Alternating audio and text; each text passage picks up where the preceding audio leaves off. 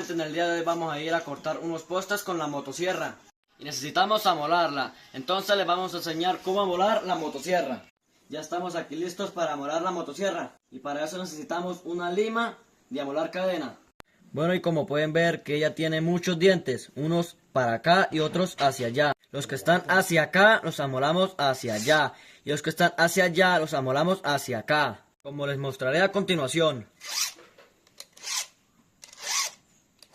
Les hacemos a cada muela de 3 a 5 veces.